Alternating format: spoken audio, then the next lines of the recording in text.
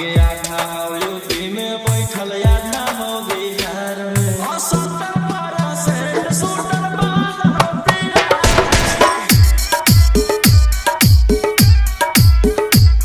और 70% शूटर में उनका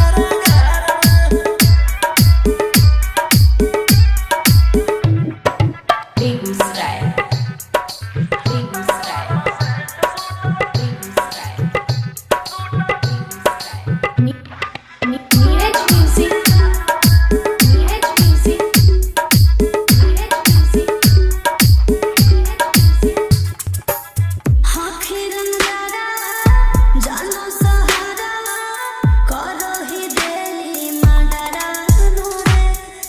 इसीलिए तो पैदा हो रहा है।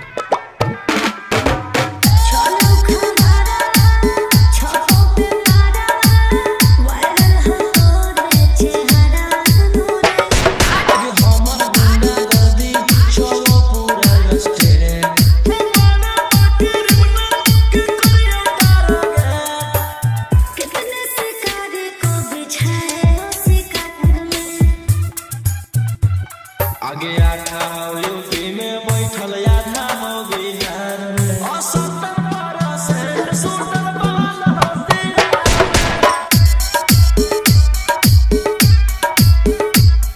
और 70% शूटर झारखंड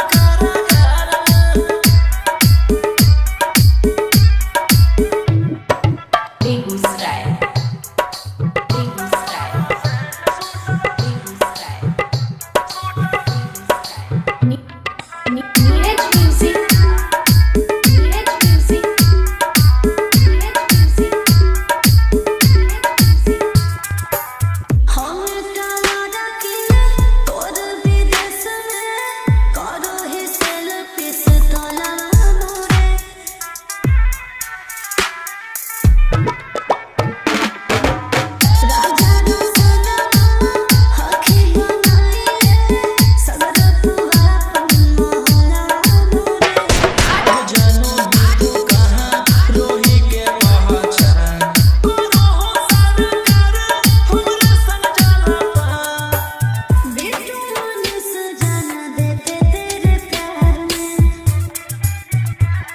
आगे आधा यूपी में बैठल आधा हो बिहार में 70% शूटर बाल होते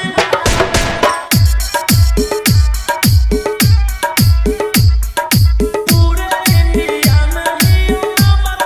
1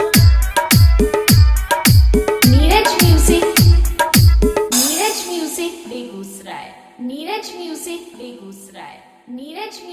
बेगूसराय नीरज म्यूजिक